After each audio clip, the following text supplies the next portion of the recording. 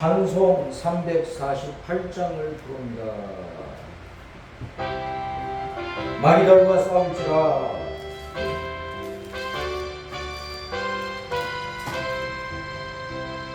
마리들과 싸울지라. 죄악 벗어 현재여 방대하게 싸울지라. 저기 악한 적병과 심한 날과 멸망의 날 내가 섰는 눈앞에 걷다가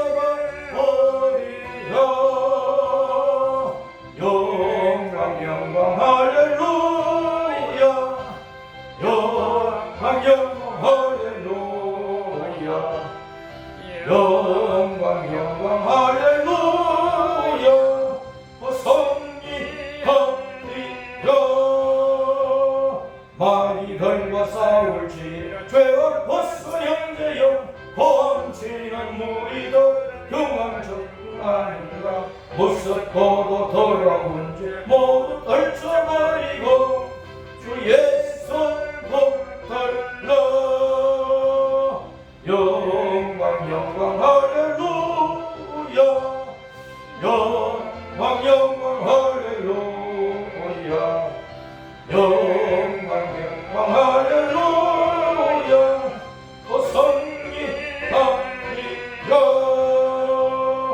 마리들과 싸울지라. 죄악 벗어 현재여 보주 예수 그리스도 거신 팔을 벌리고 너를 도와주시려 서서 기다리시니 너 벗어나오라.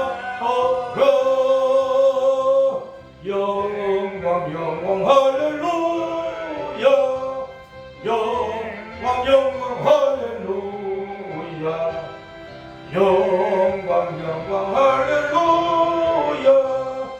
성리하리라. 아멘. 할렐루야. 주님께 찬양을 드립니다. 감사합니다. 오늘은 추석에는 가족들끼리 또 친척끼리 이웃들과 모여서 먹고 마시는 잔치를 하기 때문에 이 시간에는 먹는 문제를 좀 다루도록 하겠습니다. 알았습니다. 사자를 이겨야 꿀을 먹는다. 사자를 이겨야 꿀을 먹는다. 이 말씀이 사사기 14장 삼손의 이야기에 나오는 말씀입니다. 이스라엘의 많은 사사들 가운데 삼손은 참 유명한 사사지요. 태어날 때부터 나실린으로 태어났어요. 나실린은 머리를 평생 깎지 않으니까 하나님께 바치신 때로부터 나실린의 책임을 벗을 때까지는 절대로 머리에 칼을 대지 않고 머리카락을 자르지 않습니다. 그래서 머리를 기르고 있다가 델릴라의 유혹에 빠져서 머리를 잘랐다가 힘이 없어졌어요. 잡혀서 버리신 사람들에게서 놀림을 당하다가 나중에 이제 회개하고 마지막으로 하나님의 힘을 얻어서 그가 죽으면서 많은 적군들을 죽이고 주님 앞으로 갔는데, 이 삼손은 사사기 13장에서 보면 단 지파의 마노아라 하는 사람의 아들로 태어났습니다. 단 지파는 심판한다는 뜻을 가지고 있고 마노아는 안식과 휴식을 준다 그런 뜻을 가지고 있습니다. 그 마노아는 소라 땅에 살고 있는데 소라는 말벌을 의미합니다. 말벌은 얼마나 벌이 큰지 꿀벌이나 양봉벌은 그냥 물어 죽입니다. 말벌 한 마리가 수백 마리, 수천 마리 벌들을 죽여버려요. 그래서 하나님께서 삼손을 소라, 말벌이라고 하는 뜻을 가진 이 땅에 단 지파, 심판한다고 하는 이 지파에 마노아, 휴식과 안식을 준다고 하는 사람의 아들로 주신 것은 당시에 이스라엘 백성들이 블레셋의 침입을 받아서 큰 고통을 당하고 압제를 당하고 탈취를 당하고 큰 어려움을 당했기 때문에 하나님께서 마노의 아들 곧 삼손을 통해서 블레셋과 주변에 이스라엘을 괴롭히는 이방인들을 때려잡고 말벌이 일반 그 벌들을 죽이듯이 때려잡고 이스라엘 백성들에게 평화와 안식을 주시기를 원하셨다. 그래서 이제 삼손이 나실인으로 태어났는데 사사기 13장 25절에 보면은 여호와의 영이 그를 움직이기 시작하셨더라. 그래서 삼손은 나실인이니까 주님이 함께 하시니까 주님이 함께 하시는 동안에는 주님의 인도를 따랐습니다. 성령께서 삼손을 언제나 감동해가지고 그에게 어디로 가야 되겠다, 무슨 일을 해야 되겠다 하는 마음을 주시고 그 마음을 따라서 삼손은 움직이기를 시작을 한 것입니다. 오늘날도 우리가 신앙생활을 하면서 늘 임마누엘 하시는 우리 주님께서 성령으로 우리에게 감동을 주시고 말씀을 읽거나 또는 설교를 듣거나 또 묵상을 하거나 연구하거나 공부하거나 또 내가 미리 말씀을 받아서 기억해 놓은 말씀이 내가 무슨 일을 할 때 어디를 걸어갈 때 누웠거나 앉았거나 잠을 자거나 그 말씀이 나를 깨우쳐 주게 하십니다. 우리는 그 말씀을 따라서 움직여 가는 것이 참 신자의 도리라 합니다. 오늘날도 성령님은 자기 백성을 끊임없이 요한복음 14장, 15장, 16장 말씀대로 보혜사 성령은 이미 주님께서 주신 말씀을 생각나게 하시고 그것을 따라 움직이게 하시는 분이니까 우리가 성령님의 감동을 따라서 믿음 생활을 하고 가야 될 길을 가고 할 일을 한다고 하는 것은 굉장히 중요한 것이죠. 신자로서 성령님의 감동을 받지 못하고 늘 자기 육신의 욕망에서 올라온 마음과 생각과 결심과 결단을 따라 또 이 세상의 유행과 문화와 풍조와 간섭과 전통 이 세상의 사고방식 합리적인 이 세상의 어떤 철학과 윤리 도덕 그런 사상으로만 움직인다고 하면 그것이 반드시 옳은 것이 아니기 때문에 주님의 뜻과는 상관없이 그냥 세상 흘러가는 대로 유행 따라 살아가는 그래서 예수님과 전혀 상관이 없는 불신자들의 생활과 다를 바가 없이 되고 말합니다. 나실된 삼손이 성령님의 영의 움직임을 따라서 움직이기 시작을 한 것처럼 우리도 주님께서 가라면 가고 서라면 서고 주님께서 감동하시고 말씀하시고 명령하시는 바를 따라서 살아가야 주님의 뜻을 이루는 신자가 되고 자기에게도 복되고 다른 사람에게도 유익하고 주님 앞 영광을 돌려드리게 되는 것입니다. 그렇게 성령의 움직임을 따라 나아가던 삼손이 어느 날 딥나에 내려가서 옆장한 소녀를 보고 야 내가 저 처녀와 결혼을 해야 되겠다. 그래서 부모님에게 말씀을 드리고 부모님을 모시고 저 선을 보러 이제 내려가는 거예요. 딥나로 내렸어. 딥나에 그 마음에 드는 처녀가 있었다. 딥나는 할당된 몫을 가리키는데 주님께서 단지파에 할당을 해준 땅이었는데 그 단지파가 그 땅을 지키지 못하고 블레셋 사람들이 들어가가지고 그 땅을 차지를 해버리고 있었다. 그래서 딥나에 블레셋 사람의 알 가운데 예쁘장한 소녀가 있었는데 삼손이 그 처녀를 마음에 두고 결혼을 해야 되겠다 하는 마음을 가진 그것도 성령님의 인도를 따라 성령님께서 주신 마음이었어요. 그 부모님은 잘 이해를 못했을지라도 그래서 처녀를 보고 이제 약혼을 하기 위해서 내려가는데 딥나에 포도원을 지날 때 갑자기 포도원에서 어린 사자가 쫓아와가지고 어른거리면서 삼손을 막 물 씹으려고 하는 거예요. 그때 삼손이 성령의 감동을 받았어요. 성령께서 삼손에게 갑자기 큰 힘과 권능을 용기를 주시니까 삼손이 전혀 두려워하지 않고 용기를 내어서 용감하게 사자에 달려들었어요. 달려드는 사자를 그냥 잡아가지고 주인께서 힘을 주시니까 그 힘으로 사자를 그냥 찢어버려요. 아가리를 찢어버려요. 그래서 그 죽은 사자를 포로밭에 내 던져버렸는데 얼마 후에 이제 그 처녀를 만나기 위해서 가는데 보니까 그 사자가 죽었는데 죽은 사자에게 벌들이 모여가지고 벌집을 지어가지고 꿀을 까먹어요.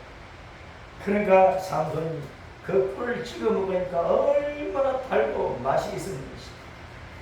근데 그걸 부모님에게는 여차여차 해서 이렇게 꿀을 땄다는 그 얘기를 하지 않았다는 거예요. 그래서 삼손이 이제 처녀를 만나가지고 이제 약혼을 하고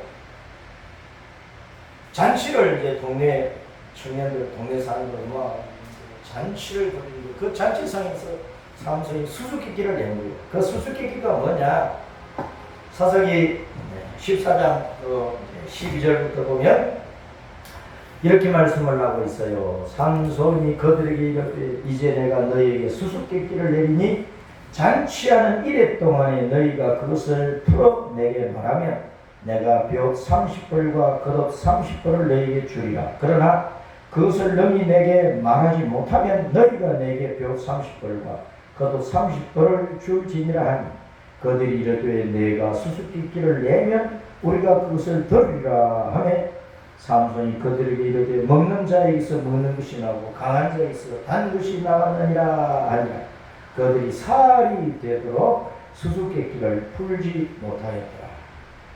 삼손이 자기의 경험을 따라서 수수께끼를 내었는데 이것도 성령께서 감동을 주신 것이고 바로 이 수수께끼는 구속의 맥락 속에서 큰 영적인 뜻을 가지고 있고 오늘날 우리의 신앙생활에 큰 교훈을 주시는 말씀이라는 것을 우리가 기억을 해야 됩니다. 수수께끼를 내기를 먹는 자에게서 먹는 것이 나오고 강한 자에게서 단 것이 나왔느니라. 그래서 먹는 자가 바로 강한 자인데 이 강한 자, 남을 잡아먹는 이 놈에게서 단 것이 나왔다. 이 답이 뭐냐? 그렇게 물은 거예요. 그러니까 참 어렵잖아요. 살이 되도록 그 잔치에, 결혼 잔치에 참여를 했던 사람들이 알지를 못합니다. 그래서 1일째 되는 날에는 이 사람들이 삼손의 아내에게 몰려가가지고 내 남편을 꿰어가지고 그 수수께끼 정답을 알아서 우리에게 알려주라. 그렇지 않으면 너와 내 가족들 다 죽여버리겠다. 위협을 하는 협박을 합니다. 그러니까 삼손의 아내가 삼손에게 울며 보채가지고 정답을 알아내는 거예요. 그러니까 이제 18절에 보면은 일곱째 날, 잔치하는 그 일곱째 날, 그 해가 지기 전에 성읍 사람들이 삼손에게 몰려와가지고 웃으면서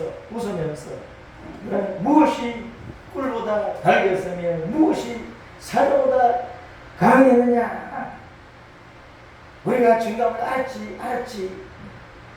그러면서 삼손에게 말했습니다. 삼손이 그들에게 말하기를 너희가 내 암송아지로 박하지 아니하였더라면 내 수수께끼를 너희 풀지 못하였으리라.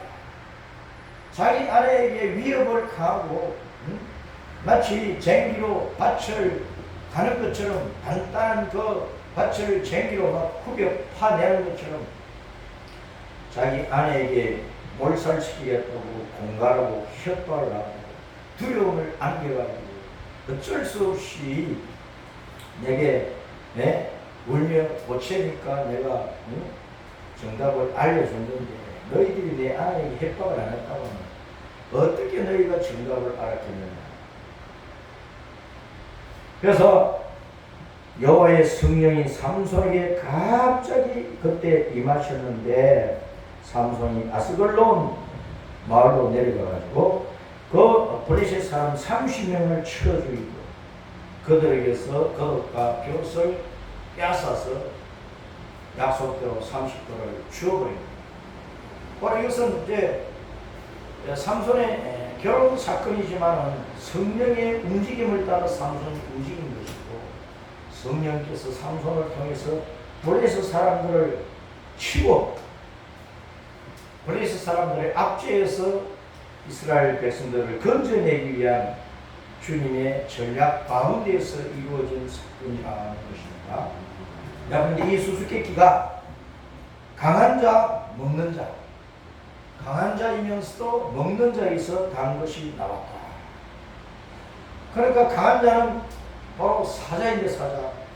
포도원에서 뛰쳐나온 이 사자가 삼손이 오히려 죽임을 당해가지고 포도밭에 던져졌는데 벌들이 달라들어서 벌집을 만들고 꿀을 걸고 모았다. 그래서 그 꿀을 삼손이 찍어 먹고 맛을 보았다. 그런 거죠.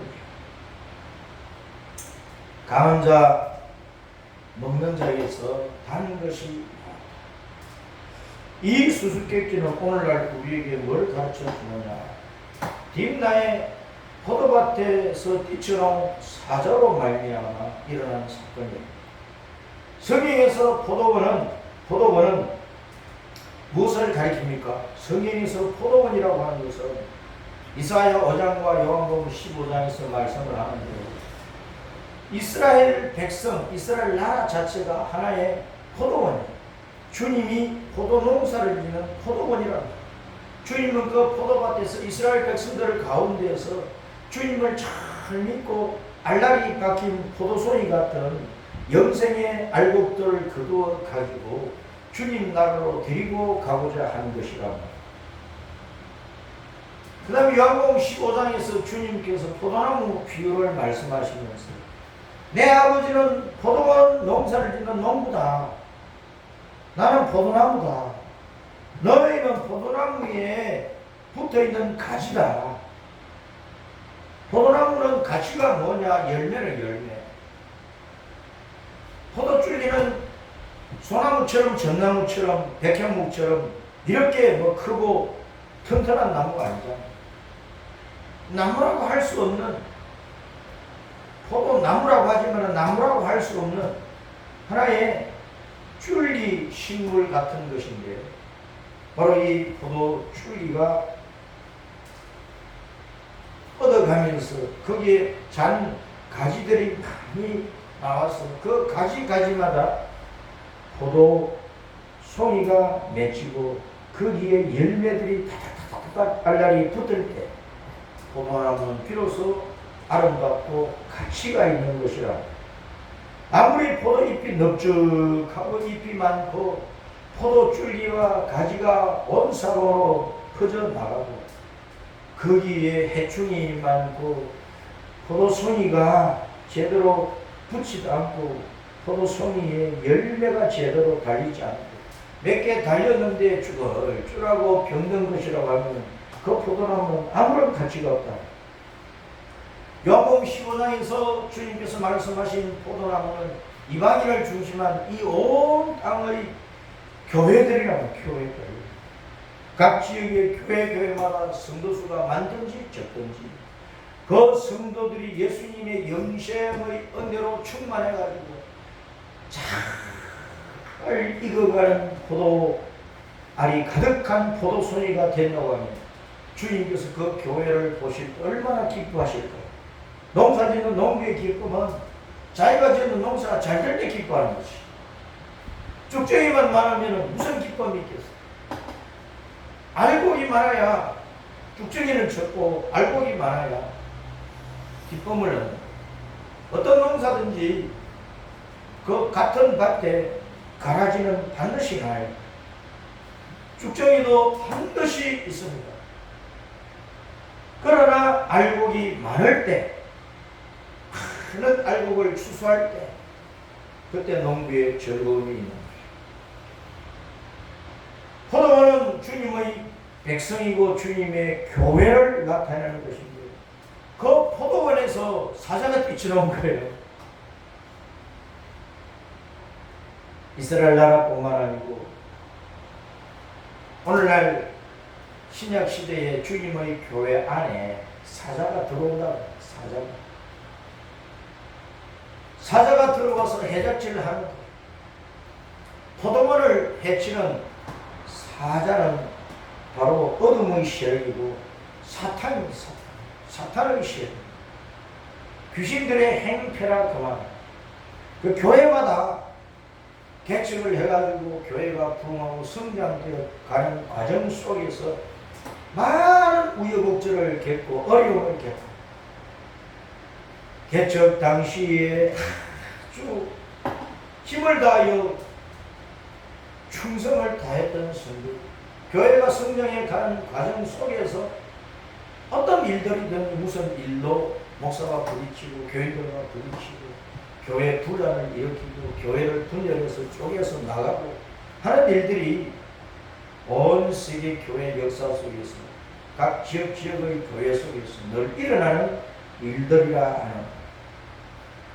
그래서 목회자는 온 성도가 더불어 주님 앞에 기도하고 성령의 감동과 움직임을 따라서 그 교회를 세워가면서 이런 사자들의 횡포를 몰아내고 교회를 평화롭게 화평하게 만들어 가야 되는 것이죠.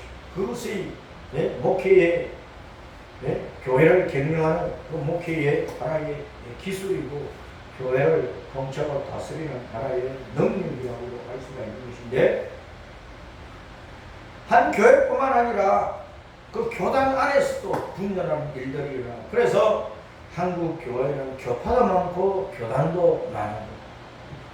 장로교회 안에 교파만 해도 뭐 300개가 넘는다고 할 정도로 오늘날 대한민국에 있는 교회들이 여러 가지 이유, 뭐 신학적인 이유로 교회 행정하는 그 방식의 이유로 또는 뭐 여러 가지 일들로 말미암아 교회가 분열하고 갈라지고 여러 가지 불미스러운 일들도 많이 일어나지요. 그런 말미암아 세상은 교회가 저래서 되겠는 거야. 어찌 교회가 저럴 수 있느냐 하면서 교회를 욕하고 비아냥거리는 일들이 많이 있습니다. 그래서 오늘도 포도원에서 쫓아 나와서 삼손이라고 하는 하나님의 사람을 물어 죽이려고 했던 사자처럼 오늘 사탄은 한 교회에 목자를 치려고 하는 것입니다. 한 나라의 우두머리를 그냥 끌어내리려고 하는 것입니다. 한 집안의 좋은 지도자를 죽이려고 하는 것입니다. 이 사회의 유능한 지도자를 없애려고 하는 것입니다. 그래서 사탄이 하는 짓은 언제나 밝은 세상, 좋은 나라, 좋은 집안, 좋은 교회가 아니고 어두운 세상, 어두운 나라, 멸망하는 사회, 풍비박산하는 시간을 만들어 가려고 하는 것이 사탄이 노리는 일들이라. 우리는 그러한 일들을 늘 염두에 두고 내가 섬기는 교회를 위해서 주님 앞에 많이 기도하고 우리가 교회를 섬기고 충성할 때에 진리를 따라서 성령의 감동을 따라서 주님의 인도를 따라서 거기에 순종해서 상황에서 무슨 말로 비아냥거리든지 간에 이파 저파를 만들어서 분열시키려고 하는 그런 극한 싸움에서도 진리를 따라가다 보면 어느 날 혼란을 극복하려고 정상적인 자리에 서서 교회가 교회다운 교회로 세워져 갈 수가 있다는 것입니다. 딥나의 포도밭에서 뛰쳐나온 이 사자처럼 사탄이라고 하는 것은 에덴 동산도 하와를 빼어가지고 망쳤듯이 이스라엘 나라도 사울을 경하게 해서 무너지게 했듯이 솔로몬을 널검하게 우상 숭배자로 만들어서 나라가 분열되도록 했던 것처럼 사탄은 끊임없이 유능하고 반듯하고 잘해가는 지도자도 무너뜨리려고 하는 것이고 잘 뛰어가는 나라나 교회나 집안도 망가뜨리려고 하는 것이고 이것이 사탄이 노리는 허점들이라 우리는 그런 것을 염두에 두고 사탄을 몰아낼 수 있도록 우리는 각성하고 깨어서 주님을 의지하고 성령님의 감동에 민감 성령님께서 내게 생각으로나 음성으로나 또 성경으로나 누구의 충고를 통해서나 어떤 사건을 통해서나 깨닫게 하시는 그 일에 민감했어요. 알리 진리를 붙잡고 진리 편에 쓰고 진리의 길로 걸어가서 주님의 이름과 복음이 아름답게 증거될 교회가 정상적으로 세워져 갈 수 있도록 우리는 늘 깨어 있어야 되겠다는 것입니다. 아가서 2장에서 포도원을 거는 작은 여우를 잡아라 그랬습니다. 포도원에 꽃이 피어가고 열매를 맺을 준비를 하는 거예요. 그 포도밭에 여우 새끼들이 울타리 밑으로 구멍을 파서 들어온다. 그래서 포도꽃을 떨어뜨리고 열매 맺으면 포도나무를 해치려고 하는 것들이야. 그 여우 새끼들을 잡아 죽여야 된다. 그래서 사자나 호랑이나 표범이나 여우나 이런 그 맹수들은 사탄과 사탄의 무리로 표현이 되고 있기 때문에 우리는 늘 성령님의 감동을 받으면서 악한 자의 멸망코자 하는 이 일을 우리가 잘 간파하고 미리미리 손을 써서 없애려고 하는 그들을 오히려 망가뜨리고 무너뜨리고 파멸시켜 버려야 되는 것입니다.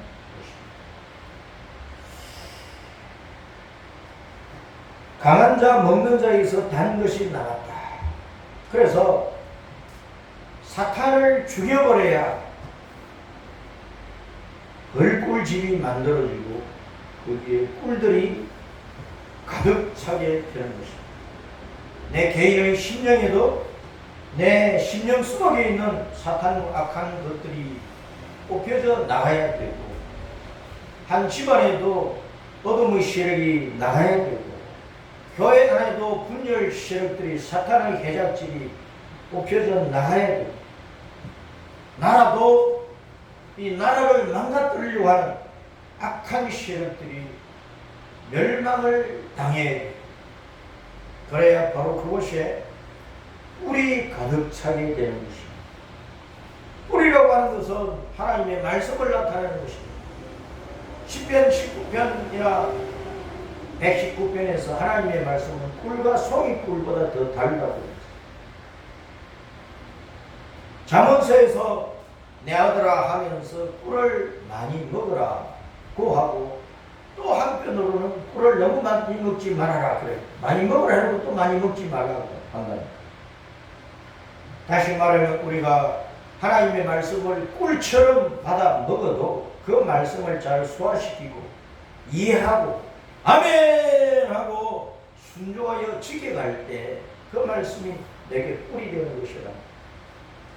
말씀은 많이 읽었어요. 수천 번 수만 번 읽고 대초에 하나님이 천지를 창조하시니라 창세기 1장 1절부터 성경 제일 마지막 요한계시록 22장 21절 말씀 주 예수님의 은혜가 너희 모든 사람들이 있을지어다 아멘 하는 말씀까지 달달달달 줄줄줄줄 잘 외운다 할지라도 그렇게 말씀을 많이 먹은 사람들이 그것을 지식으로만 머리에 담고 있으면 가슴 속에서 믿음과 충성과 헌신으로 주님 앞에 나아가는 자세가 없이 말씀을 많이 들었다 배웠다, 그것이 교만으로 가르쳐 버리게 되면 그 신앙이 끝장입니다. 끝장.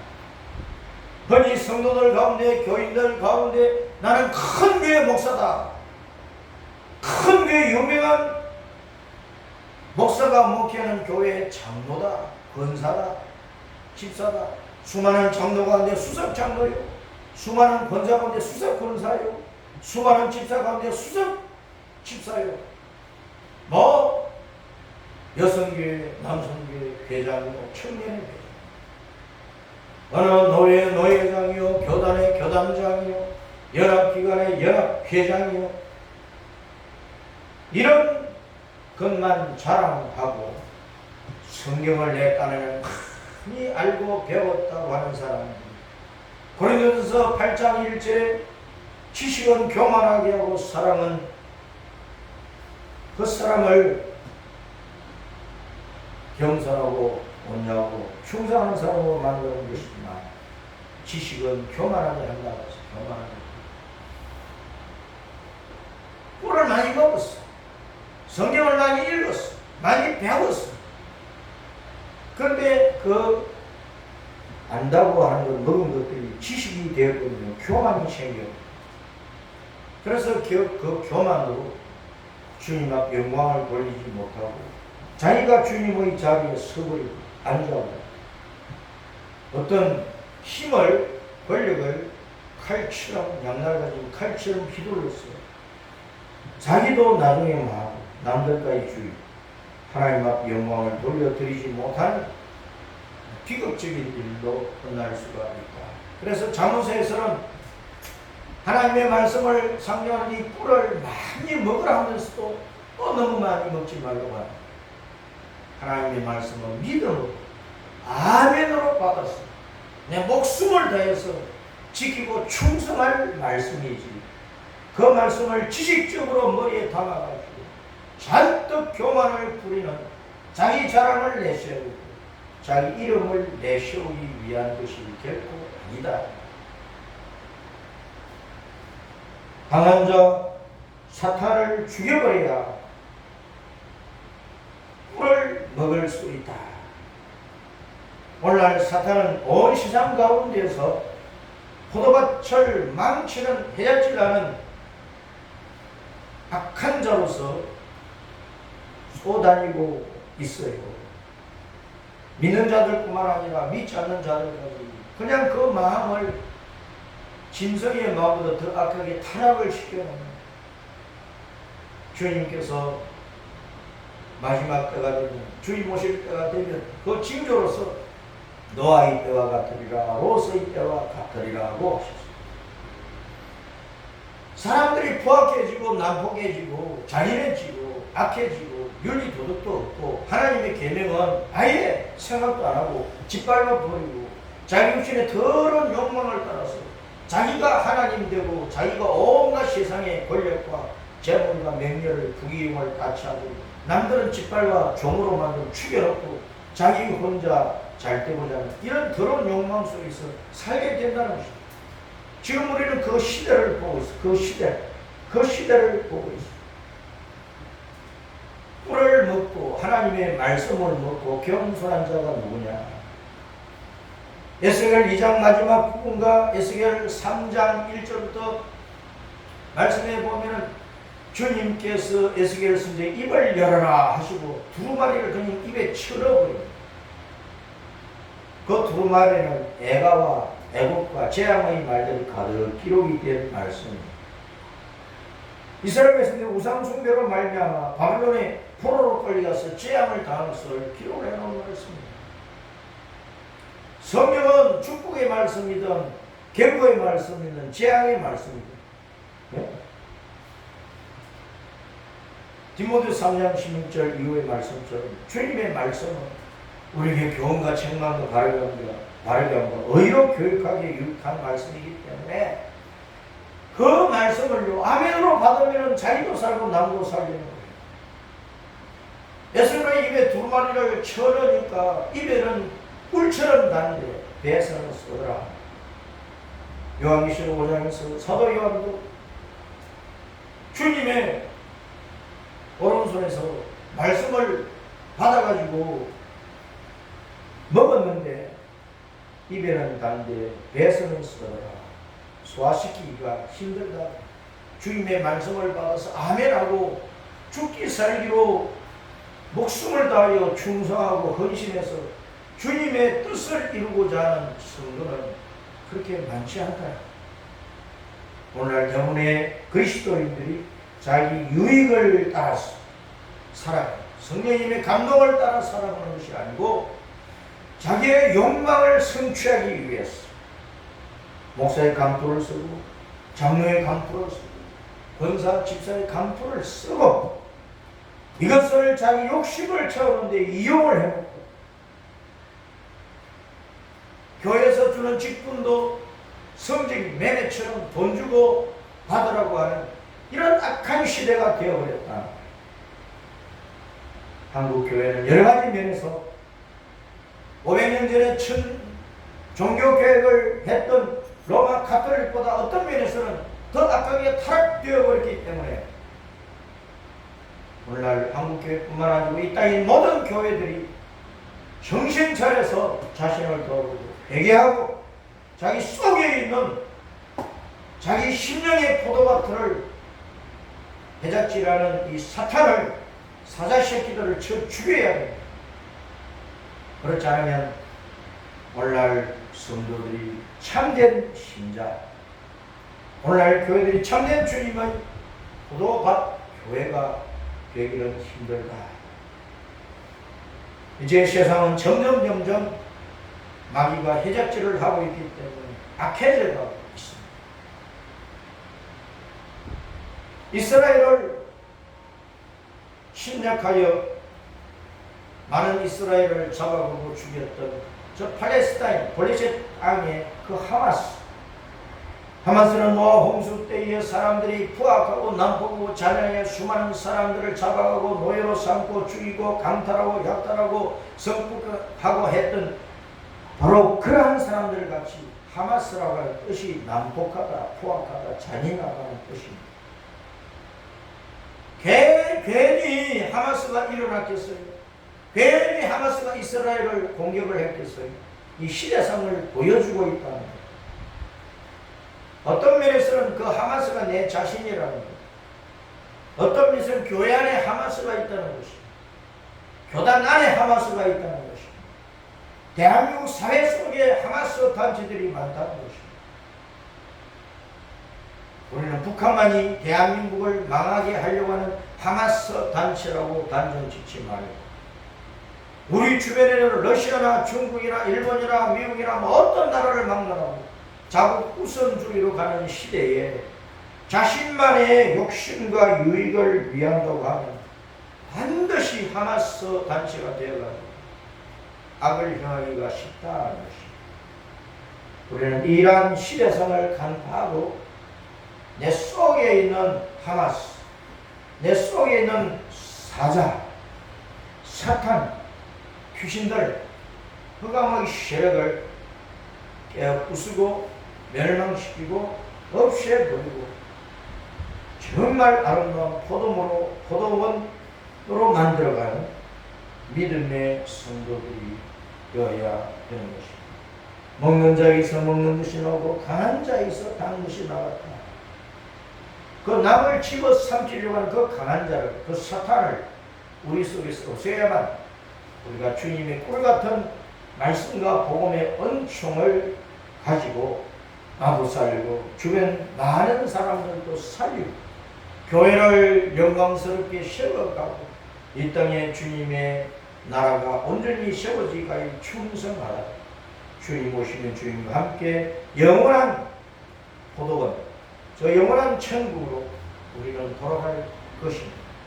그 나라를 바라보고 바로 그 영원한 나라를 바라보고 이 땅에서 끊임없이 주 예수님 이름으로 귀신을 쫓아내고 악한 것을 짓밟아 정복하고 무너뜨리고 파괴하고 완전히 이겨서 이긴 자 이스라엘 백성으로서 주님을 섬기다가 주님 나라에 가서 그 구원의 은총을 찬송하는 유다 백성, 주님 앞에 감사하고 찬송하는 주님의 백성으로서 영원토록 주님을 즐거워하며 하늘나라에서 영생 복락을 누리는 복된 성도가 되어야 되는 것입니다. 할렐루야! 이 믿음을 잘 지켜가도록 하십시다. 아멘. 아멘.